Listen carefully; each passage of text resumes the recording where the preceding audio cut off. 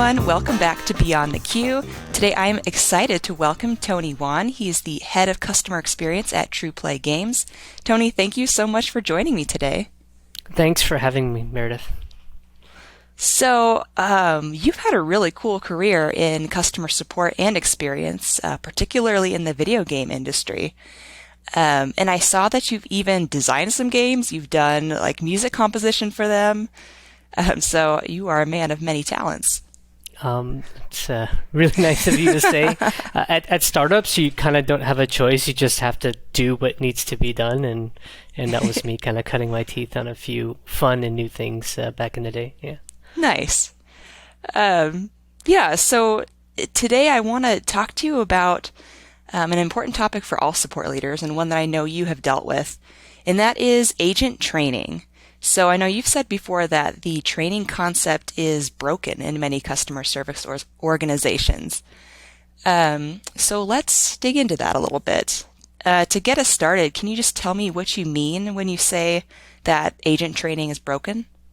Sure. I think kind of at the core of all of that is, one of the pieces of evidence you can clearly see is the whole bias towards training for testing versus what I would call training for learning, right? And I think that's really at the heart of it. A lot of people are getting into classrooms and taking modules or whatever, but it's all to pass some kind of quiz or a test.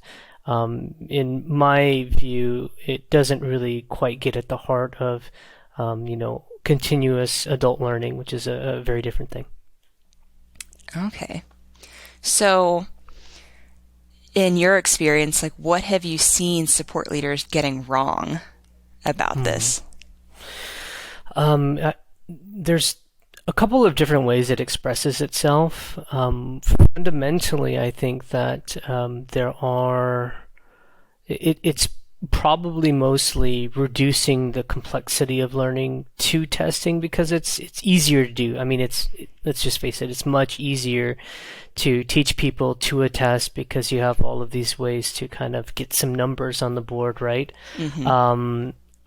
And the deeper part of it that concerns me is that it might not be a conscious thing, but I think a lot of people aren't thinking very deeply about really caring about the learning process or just about people learning. And so you see it in things like for example, like agents usually aren't included in generating any of the training materials that they have or the knowledge that they work with. They usually don't get to regularly interact with that knowledge. It's usually done by a separate group of people. You see that there is almost zero evidence in most operations I've seen for the long-term evaluation or, looking in training terms like the Kirkpatrick level 3 and level 4 sorts of evaluations. And I think you see it in little ways too, where people tend to miss out on thinking about how they're going to integrate practical concepts like tribal knowledge or trying to understand how people are working around your current rules and your current systems. Because let's face it, if we were running any kind of customer support operation, most likely your agents have workarounds for what you've built, and it's like, well, what are those workarounds? Like, why do they feel like they have to do that? You don't really see a lot of investigation into looking at how to incorporate those things. Most of the time, it's just like, oh, don't have tribal knowledge or don't use those additional resources. It's like, okay, we understand, but there are practical problems around knowledge and understanding that those things are solving for that your current offerings don't. So, taking a look at that, I don't usually see that either. Okay. So what do you think support leaders and agents too, what are they missing? Like, what are they missing out on when support orgs approach training this way? I think they're missing out on a lot of really practical pieces of knowledge that would help everyone do their jobs better. I mean, I would say the overall outcome that you're missing is a much improved work environment around learning on the job, around feeling like you're equipped to do your job properly, in feeling like you're working to make work a better place and that the systems are all changing according to reality versus feeling like you're running up against a bunch of walls all the time at work. And so that, all of that connects into things like agent satisfaction, attrition, how happy people are at work, and at the end of the day, a lot of those things do plug into a better customer experience for people who are on, the receiving end for the interactions that the agents have to participate in, right? So, Yeah, and that's the end goal, right? absolutely, yeah, absolutely. So with that in mind, why do you think that support leaders are or kind of have been getting this concept of agent training wrong? Is it just that we're still learning what makes a good learning environment? Because I know in school growing up, I had to learn to attest often. Right, right. I think that is spot on. I think there have been pockets of people in education who have been kind of going on about kind of the educational model and all of these really important topics for learning at any age. At the root of the problem in our typical work context, though, I would say that that's certainly part of it, that like clinging on to old models that maybe were really good for one thing, but, blanket applying them to other things. So, at the root, I would say it's an old problem we have in business and in business processes that like it takes a lot of times it borrows from manufacturing and takes like very simple mechanical principles and then tries to incorrectly apply them, I would say, to complex human behaviors. So you have something that's a very step-by-step process, and yet you put this here and you screw this in and, make sure that it functions properly and on to the next stage. But human behavior isn't like that. We all know, like, at all, right? So the way it ends up working out at most companies is I think a lot of times you get very rigid best practices in customer experience and customer service, and these are kind of blindly applied to every human being in your organization, despite the very clear fact that if you have a conversation with somebody, like we all acknowledge, oh yeah, and if you think about, if you have children, like think about your own children, like, oh yeah, like, yeah, everyone's different. People learn differently. We need personal attention, right? Like we talk about all these things, but then like, even if you think about customer service context, it's like, oh yeah, you need to personalize, your responses with other people because they're people. But then when it comes to them in the internal context of training, it's like, no, we don't need to personalize anything to you. You're just a cog in the machine. Like that's how people end up feeling, right? So you get, that. I know we've had conversations before where I'll mention the word kind of this. It's unintentional, I think, many times, but it is a kind of a dehumanization, right? Agents aren't people anymore. They're not individuals anymore with individual needs and different ways of learning. I think kind of together with what I was sharing, there's sort of the application of incorrect methods depending on the context, right? So, something very typical might be, oh, we're going to solve this problem we have with a 15-minute training or 1-hour training, and we're just going to deploy it to 50,000 people globally who, are in all these different countries and have all these different contexts. And it's going to fundamentally change the way they think about X, right? And it's like, wow, like if that really worked, you should seriously quit your job and like go create world peace because like that's a better use of that kind of a skill, right? But we all know that it actually doesn't work. And so, we see the problems there. And then I think another reason that we tend to get this wrong as a community is the KPI culture, right? Sometimes the KPIs are aimed in the wrong direction. and they're incorrectly, applied. So in a very specific training context, a lot of times I've seen kind of test completion, pass fail percentages be like the benchmark, and I'm like, well, that's really limiting, right? Or like a survey result, like, oh, did you like the training, right? And that's not deep enough to kind of get at if we're really interested in whether or not our agents are going to, learn new things and change behaviors, which is a lot of what people are looking for, over time when it comes to interacting with their customers. Yeah, that makes sense. I mean, especially when you said we want to offer a personalized experience to our customers. So why wouldn't we model that internally? Yeah, right. Okay. So now kind of on to the actionable part here. So how can support leaders fix the agent training process? It's really tough, and I think, it's not there's no silver bullet to it, but I think there's a couple of general tips that I would give, and I would say maybe about just, four for this conversation. So one, I would say, you should state very clearly up front whenever you're tempted to use training as a tool to solve a problem, what your Kirkpatrick level 3s and 4s are going to be. Like, what are those goals that you have for this training initiative? Because then those are going to force you to hopefully have longer term, or to devote resources to longer term, observation.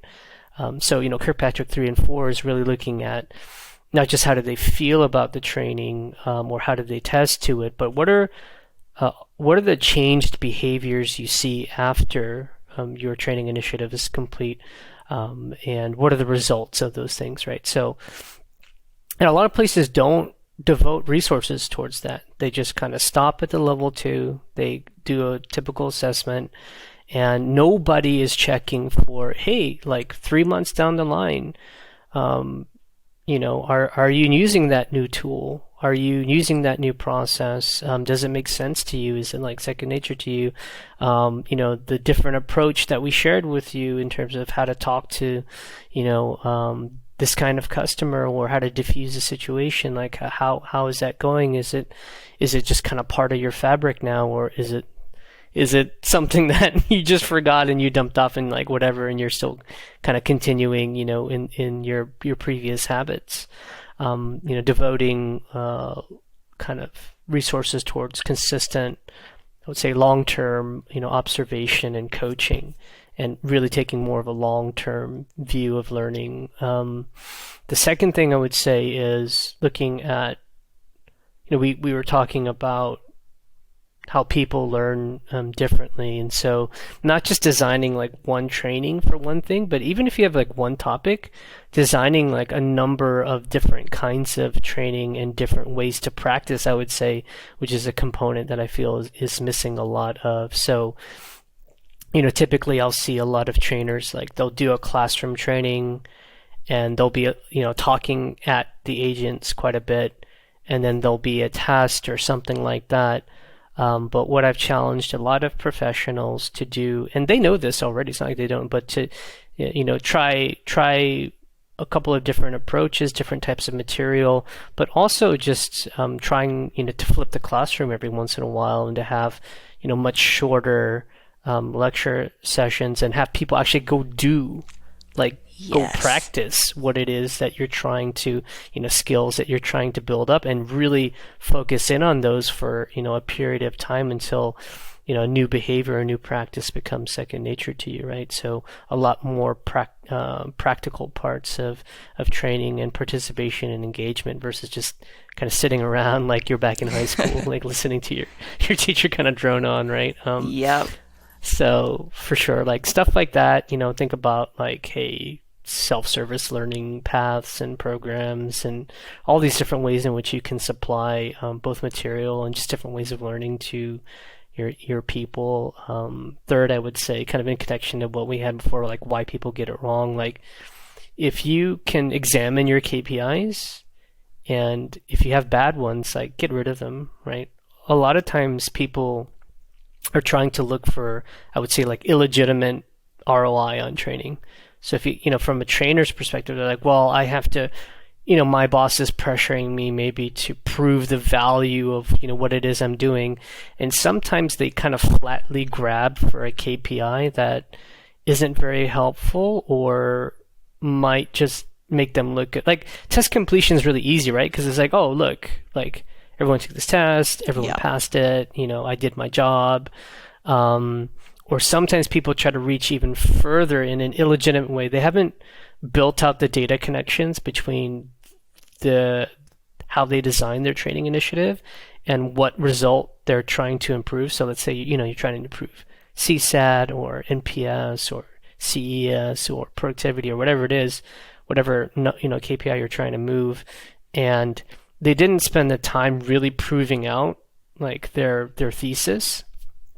And they just kind of illegitimately sort of like grab for KPIs, and that confuses things as well. And you have people trying to claim credit for, maybe someone in operations did something, or maybe it has nothing to do with anybody and everyone's just really happy that a new product came out. And so they're sending you all these like glowing reviews, right? It has nothing to do with like the training initiative or anything, but you'll see like bad KPIs, drive, poor behaviors at work, because that's how you're measuring people's success. And then fourth, I would say like, don't create training in isolation. It's really, really tempting. And a lot of people like, have training as like this completely separate thing.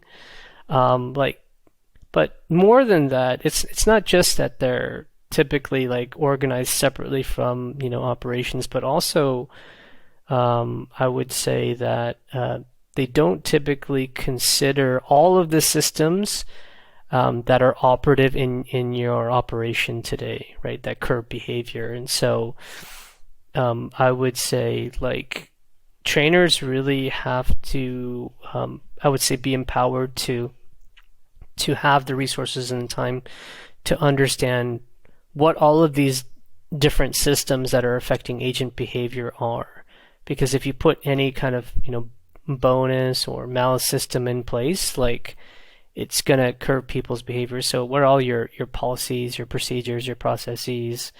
Because those things that get you rewarded or get you punished at the end of the day are going to speak like so much more loudly than, a nice training program, even if it's very well put together. Because, from the agent's perspective, it's like, that's all nice and well, but at the end of the day, like, this is how you evaluate me, right? And it gets back to that very, like, understandably, primary thing. It's like, well, this is what you're measuring me on, this is the kind of behavior you're going to get.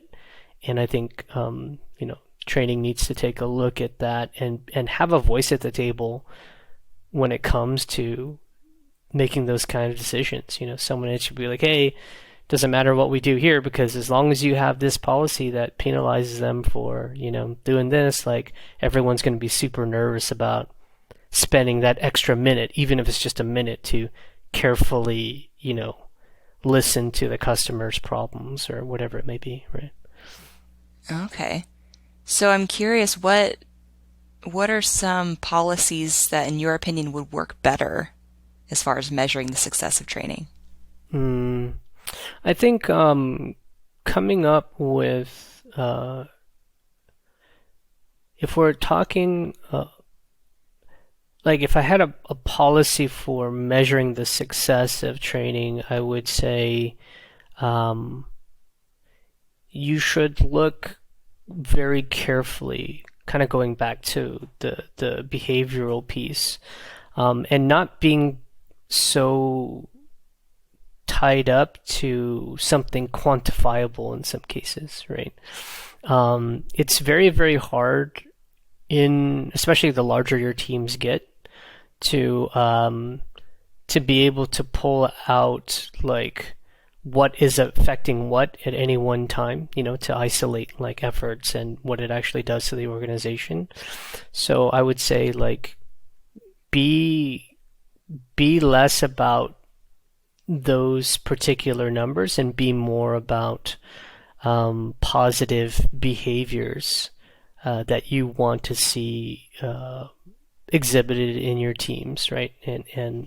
And those kinds of points. Like if you look at, for example, some of the places where people say they receive the best customer experience, a lot of them typically have.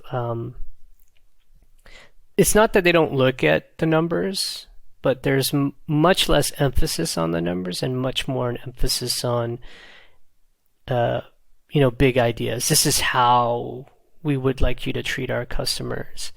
This is how we want our customers to feel as they interact with you. This is, so instead of aiming for a certain number, they might ask you like a call handling number or something like that. Like, oh, you must, resolve all of your calls in 15 minutes or whatever. They'll say things like, did you do everything that you could to make life easier for the customer, right? So it's much more about these overarching ideas that will like pull people's behaviors towards, in general, more positive customer outcomes. Yeah. Okay. So for support leaders who are maybe in the early stages of kind of adapting the way that agent training is done and viewed, how can they go about kind of tying those different policies to the bottom line? Because I'm assuming they still have to report out. They still have to convince, the C-suite that that the new agent training is effective. So I'm curious what your thoughts are on that. Yeah. Reporting effectiveness of training, if you're looking, there's a lot of data to sift through to get to those kinds of answers, right? If, it's, in general, it's one of the tips that I like to kind of drill into my younger colleagues in the organization, really working with your data teams to find out what is the legitimate connection between the output of your customer service team's performance and like customer outcomes, right? So in some cases, you're looking for, loyal customers, for example. And because you have loyal customers, they have repeat business, right? And then what specifically is the effect of a great customer experience and service recovery from a bad experience with your company, et cetera, worth to the business, right?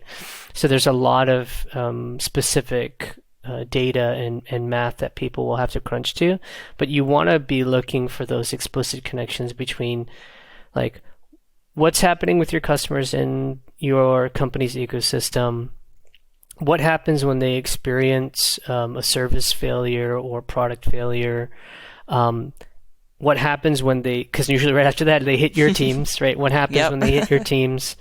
And then depending on whether that's a great experience or whether that's a poor experience, and specifically for what types of problems, what then is the effect on, let's say retention for a customer, spend for a customer, and these are all different depending on the different contexts.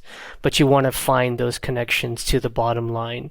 And so when you're looking at training and you're saying something like, we have done a lot of study, we know these sets of behaviors really help to, on average, improve customer outcomes, whether that's CES, NPS, whatever it is that you're using, and that these have a positive effect on these numbers over here that are important to the business, right?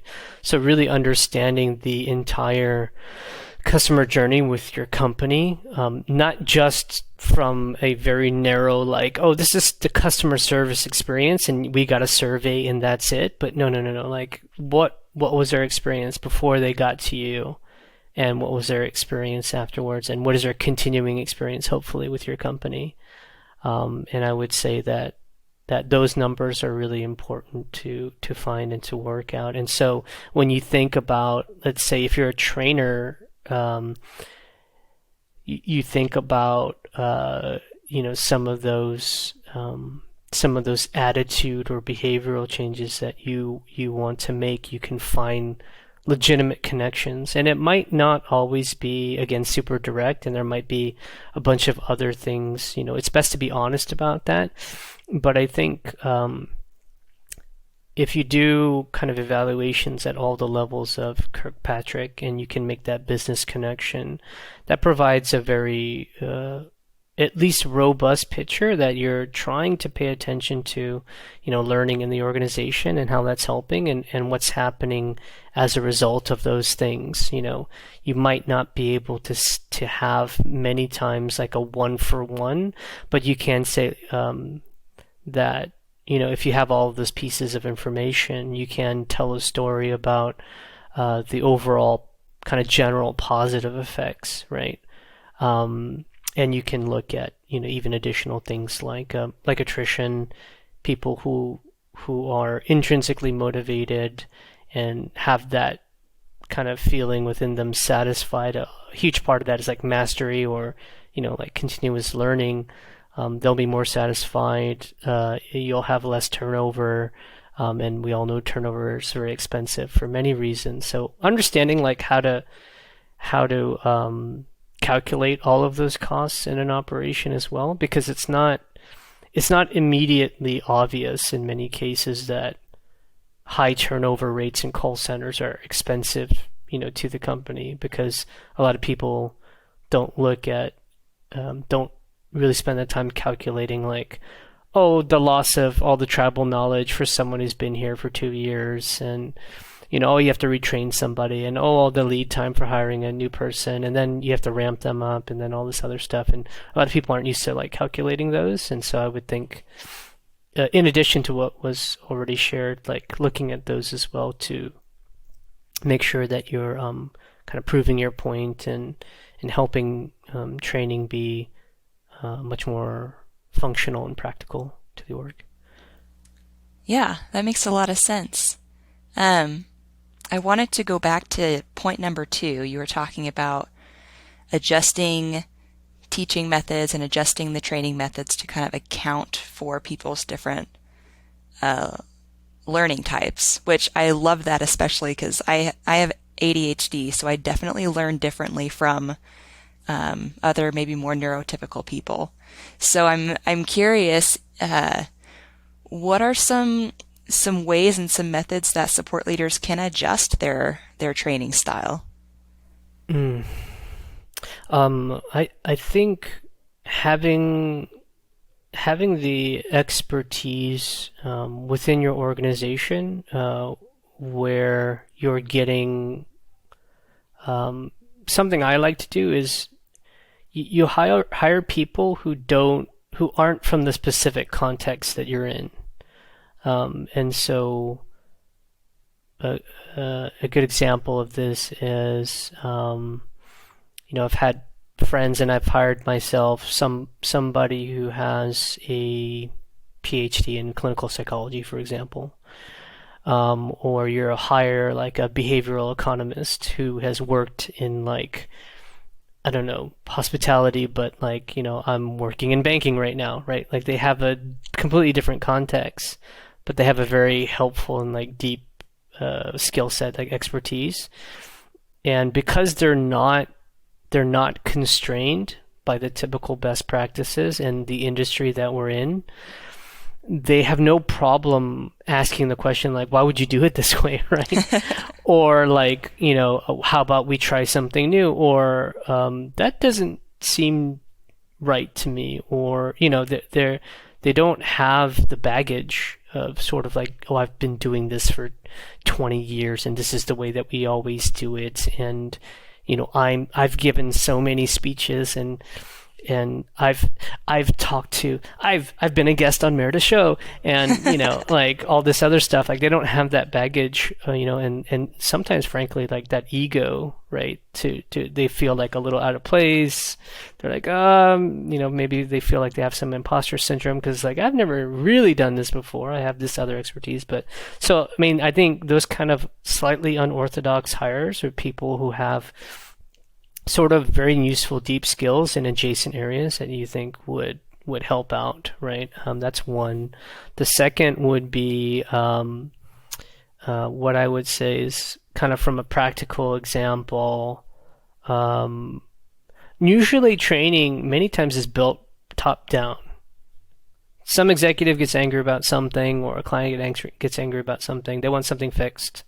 And then the training team gets put together, and then they start building this thing, and then they deploy it, right? Something that I've done quite a bit in the past and encouraged a lot of my teammates to do is like, whoa, hey, hold on a second. You have a need, you have an idea.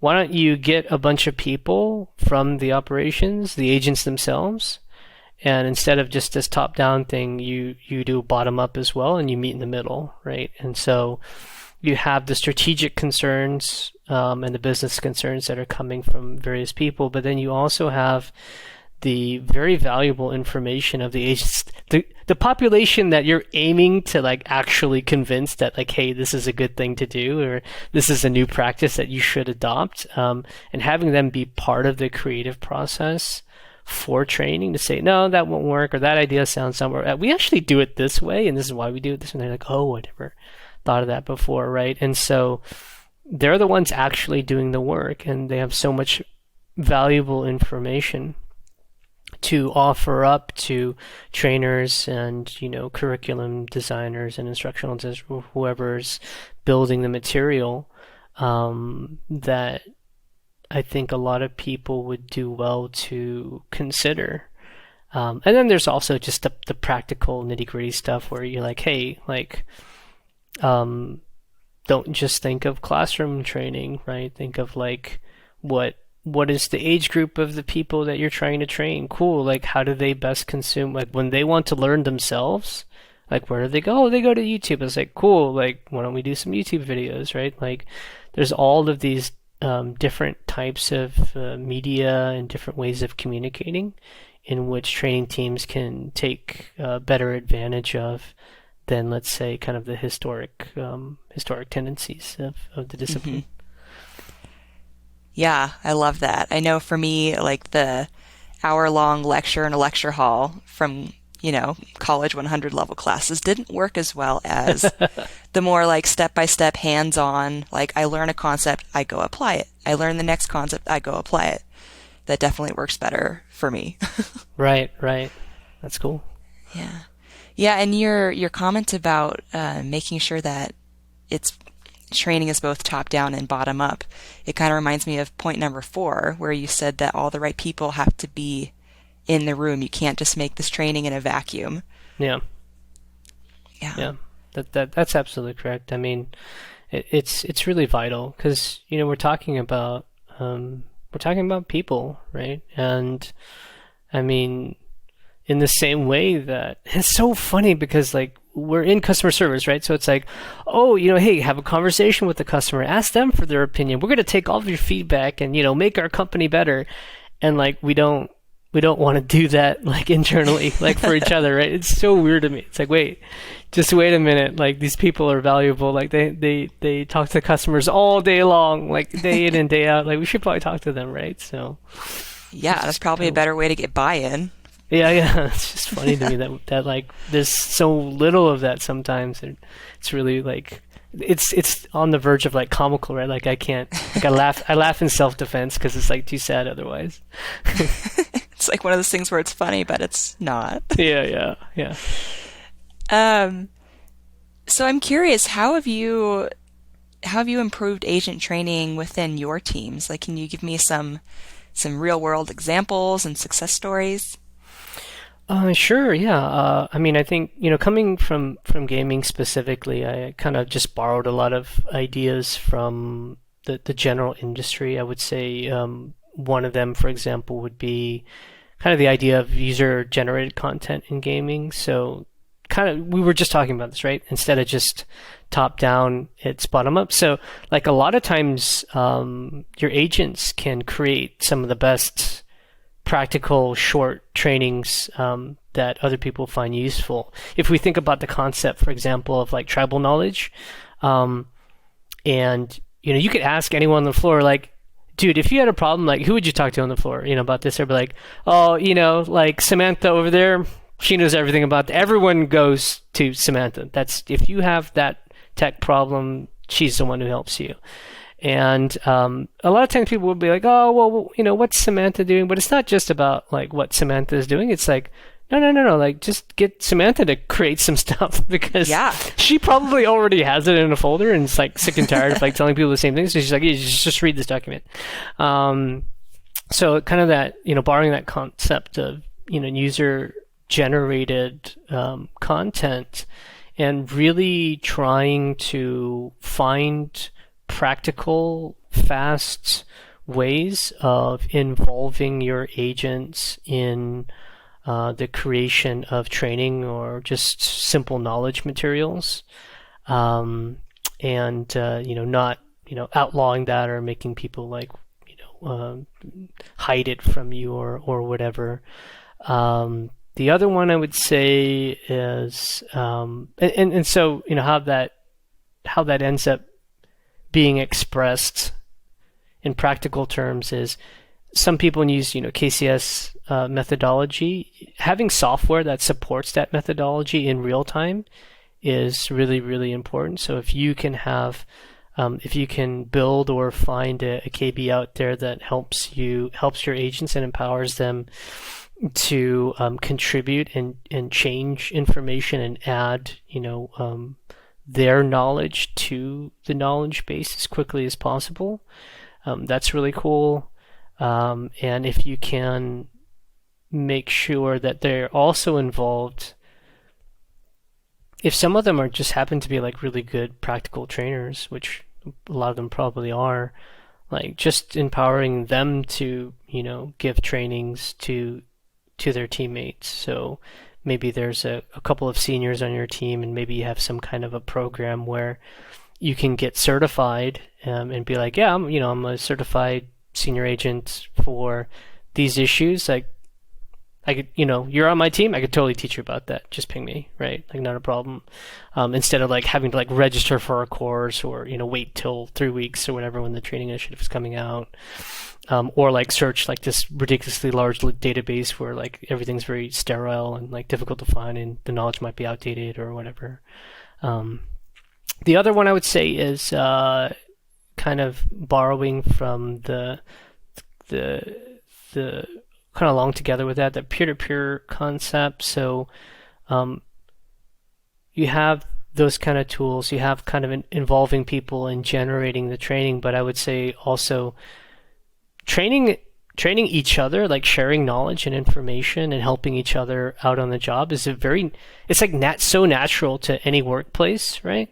So instead of like kind of poo-pooing on that natural function, finding ways to integrate it into how your teams actually function.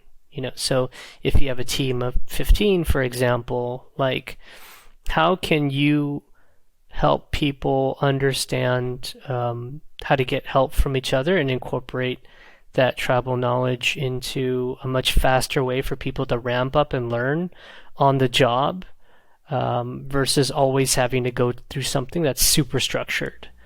Okay. Where you have to register and all this stuff. It's like, no, you have, X number of teammates designated to this stuff and they can help each other, right? And it's just this natural function. And how are you going to, capture that kind of training and learning? Because then, the question changes, right? It's not how do you stop that? It's like, well, how do you facilitate it, and then how do you like capture that data so that you can get a better understanding of what's actually happening between those people? Because there's all these little, small ways in which we learn from each other constantly as we're working together, and that's often kind of disregarded or not well understood, and I think teams like suffer for it because they go, oh, training other people is not my job, and it's really easy just to kind of like brush it away when it's like, no, instead of waiting for that course that's a week later or never finding it, it's like, no, you could just ask Jim and Jim will take 5 minutes out and just show you what's up, and then help like assign the next 10 of those interactions to you and then check up with you again afterwards, right? Like there's just all of these interesting, more casual ways and organic ways of learning that I think is possible. So it's less of a, like a strict process and more of a how do you help encourage the natural processes that happen, because those are the most useful and practical, right? Right. Yeah. Yeah, I suppose that probably kind of ties in with point number 3 you made earlier about, not being like overly reliant on KPIs or not using the wrong KPIs. If people are so worried about constantly meeting these goals, then they're probably not going to want to make the time to help their peers out. Yeah, of course not. I mean, if you're restricted and you've got like a certain number to hit, even if you hit it regularly without a lot of stress, just the fact that it's there, like driving that stress, it'll, like we talked about earlier, right? It's like a unfortunate side consequence of that particular KPI is that it is not in my interest to help my teammates. Mm-hmm. And it's like, well, what kind of environment are we creating for people where it's literally not in your best interest to help your teammates get better, right? I don't know. So I suppose as a support leader, as you try to facilitate this more kind of open and environment for these more casual training, I suppose that's a combination of, making sure that you have the right KPIs and that you're maybe flexible with them, but also I imagine hiring the right kind of people with that right mentality. Yeah, that's spot on. Hiring is so important. I mean, I just joined a startup not too long ago, and it's just like all I'm doing these days, and it's just so important to look at the attitude of the people that you're hiring. A lot of people may literally have the skills, the competency to do the job well, but there's so much to be said about people who are really striving for excellence in everything that they do, even if it's just a transitory job, right? Like, I know I'm not going to do this forever. I always tell people, like, just be honest with me. Like, that's totally understandable and cool, right? Like, it's for example, this might be an entry-level position you're applying for. You're only really looking to be in it for like a year or two, while you finish college or whatever. Like, that's completely fine. Just so long as, like, the trade-off is you get a job and, you can learn a bunch of skills that are going to be helpful for your next step in your career. But in exchange for me, really putting energy and effort into helping you grow and do really well, please, like, come with like that winning attitude of, you're gonna put your all into it. You're not gonna, be deterred by maybe, the office environment or seemingly the way things are, and you're going to push for change and try to make a positive impact, every day. And I think that is a very fair trade, and it's completely fine just to be upfront about that kind of stuff. But yeah, hiring for attitude is extremely important in making this work, right? If you're just going to come to work and be like, oh, I'm just whatever's going to do whatever is on the sheet, right? Like, I think there's deeper fundamental issues with motivation that I would love to talk about before we even get to any of the things we're talking about today, right? Like, I think there's a problem there, and it's sad for me to encounter people like that. Mm-hmm. Yeah, for sure. I'm curious, for you as a support leader throughout your career, has there been a time or two where you've come in as the leader, you've seen that the training process was not ideal, you made some changes and then saw some results from it? I'm just curious if you've done that, how it worked, and then what your results were. Sure. One example I give is it's a very long-term story though, so I'll just try to hit some of the summary points. Training I guess you could say training was done in sort of a very typical and traditional manner that we've highlighted a few times during this chat. And coming in to I think help people do this bottom up thing a little bit, or do this training thing a little bit differently. So one example was implementing a whole different channel. For example, traditionally, if we had taken the historic approach, people who were separate from the operations would have come in and created this whole thing, massaged it like crazy, polished it, and then kind of deployed it out, to the operations, and it might have had various levels of success, right? But instead, if you had to summarize the breakup of the work, it was more like 10% management / top down and 90% bottom up.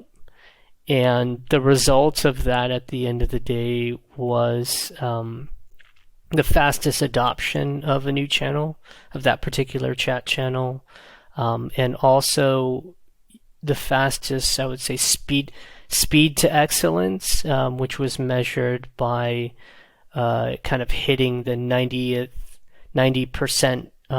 kind of plus satisfaction ratings from customers on that channel. So a number of different offices had already deployed that, but by the time it was our turn in taking that approach, and the credit really goes to, again, the 90% of the work was the bottom up, the people in the actual operation doing the work, helping figure out like, hey, how do we roll out this training and this new way of interacting with customers and this new tool that we had to use better, and the credit really goes to them, right? And so they did a fantastic job and got stellar results that were the best for across a number of different teams and a number of different global locations. The other one would be a sort of similar story where there was and this one was much harder to do. There was an initiative around trying to move away from a typical call center focus on, let's say, more traditional KPIs, and looking towards these big behavioral buckets that we wanted people to really understand. And so it was much less about like, here are rigid processes, and much more about, these are the general ways we want you to approach these problem sets, and you can make whatever decision you think you need to, right? So instead of only best practices and you must do it this way and there's no other answer, here are some areas where we know what the best practice is. Here are other areas in which it's not about best practice, it's about good practice. So here are some general approaches that we know to be, good, and we understand, but the actual literal outcome can vary depending on your judgment, right? And you're completely free to make that judgment and make that decision, on the spot for the customer. And so that was a lot harder. The initial proposal was rejected by the agents themselves, and so we came back and we were working across teams, and I said, well, how about this instead? How about we come back and we join forces, and we're going to send over a couple of people from the actual operation to work together with folks over at HQ to figure out how we can make this a little bit more effective, for the agents. And that was a very long process, but sort of, the results at the end of the day, we were looking at like a long tail of improved customer satisfaction surveys. But it wasn't like an overnight thing, right? I mean, it definitely took time, but yeah, and I would say that there's still some challenges in that area because again, you have kind of some conflicting systems that still exist within the team. But overall, it was fairly positive for the people who went through the program. So those are kind of two examples. Awesome. Thanks for walking me through that. Mm-hmm. I think that's probably a good place to kind of start wrapping us up here. But before I ask you my final question, is there anything else on our topic that you would like to add that we haven't covered yet? No, I think we've had a really good conversation on it. Yeah. Yeah, agreed. Okay, so kind of the last big, broad question here. But generally speaking, what advice do you have for up-and-coming support leaders? Kind of the five I typically give if you're just starting out. One is that it's very tempting because people will have best practice again, like the seemingly right answer for everything. But if you oversimplify your problems, you're going to get the human outcomes wrong, right? So try not to oversimplify things. Dealing with people and behaviors is very, very complex. But also at the same time, like try not to overcomplicate things as well. Don't over-engineer. Try to instead just focus on, I would say, the adjacent shifts that you think the teams can make. Respect how hard good leadership is. And depending on your size, like make sure that you're moving at the appropriate speed. Two, I would say pay attention to how all of your systems, again, your policies and procedures, etc., the KPIs, how they're putting pressures on your team, and what kind of behaviors it's causing. If you're in charge, just remember that the dysfunctions that you see are most likely and probably at least partly your fault. So, pay attention to those. Pay attention to what you get mad at, etc. Three, I would say keep your discussion focused on the outcomes that you want. Really try to avoid micromanaging your people. It never helps. I mean, I'm sure you've seen plenty of operations out there where they come with 10 million different rules and then no one ends up following any of them because or they just give up and be like, fine, I'm going to follow every single one of these rules and your customer experience is going to be garbage, right? So just avoid that. Four, I would say, this seems painfully obvious, but people forget it a lot. Your customers are the most important people to your business. Fight for them. Make sure you represent their voices in your company. Don't back down. Like, you spend probably the most time at your company talking to customers, maybe besides the CEO. But like, you really should, represent them well within your company and stand up for their interests. That's your job. Don't lose sight of that. And then lastly, make sure that you understand your connection to the top line business outcomes as soon as you can. Kind of what we said earlier, right? Making those business connections through data. Learn some basic statistics, basic business principles, accounting, learn how to handle data. All of that's going to be super duper important to you because if there's one thing we have tons of in customer service, it's like customer data. It's everywhere, but a lot of it isn't put to great use. And I would say that's massive opportunities for anyone paying attention to help the business by actually understanding all of that data and feedback and getting it back to your product teams. Awesome. I love that. Some good advice. All right. Well, that's all the questions I've got for you, Tony. Thank you very much again for taking the time to talk with me today. Thanks, Meredith. I really appreciate it, and it's been fun, and it's always an honor to speak to people who are thoughtful like yourself and have questions. And so, thank you for having me on. Yeah.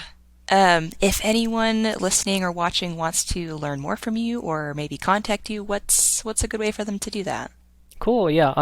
Totally easy to ping me on LinkedIn. Just remember that their inbox is not designed well. So, yes. So that's kind of gross. But you can also go to my blog at morecustomers.com. It's more is spelled MOAR. Customers.com. You can find my email and contact info there. So if you just email me personally, sometimes I do get busy and it might take me a few days to respond, but I usually try to respond as quickly as possible. So hit me up on any of those two channels, and I'll be happy to have a conversation.